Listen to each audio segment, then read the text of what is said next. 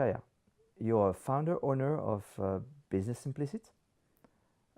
You are a consultant for companies doing business in France and also a trainer for multicultural teams. You have been in France for 15 years. Why do you think successful foreigners get destabilized working in France?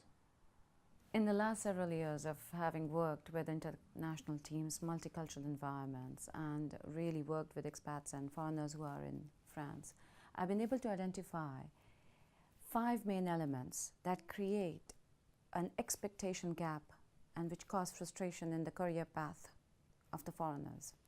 What are those? Let's start with the very first, which is the ambiguity of the system in the French corporate world. What do I mean by that? Well, there are the rules of the game, which are written, which are oral.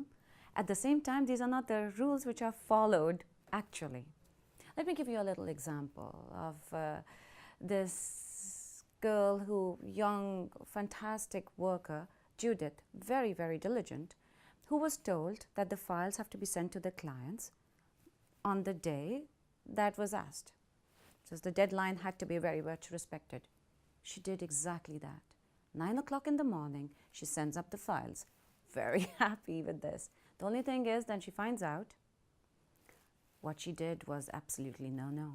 Because Mr. Henry, the big boss, always wanted to verify the files just before they were being sent out. Nobody had even told her that. How do you learn that? So of course, the second part that happens is how do we communicate? How do we communicate in this environment? There are so many communication protocols that the foreigners don't understand. Some people think that the French are just being rude or too direct for their liking. That's not really the case. In France, we say, behind every no that you receive, there is hiding a but. Now, are you ready to take those buts? It would be completely dependent on you. Let's talk about the personal career ambitions that we have. Do we talk about them? Do you like to be the person who says, hey, my success goals are such and such, my sales figures for the last year have been this, or I want to be able to take that corner office? If you do, France may not be the place for you. We don't talk about our ambition in those terms. We suggest it. We show it, but we do not mention it. So we just saw that the third point was ambition, the personal ambition. And the fourth brings us to the most important, or one of the most important, which is networks.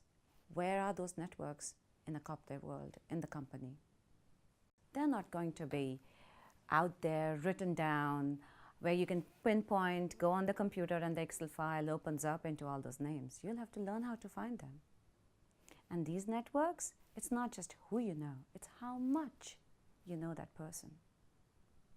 Which brings me to the last point, which causes frustration. How do you anyways know anybody?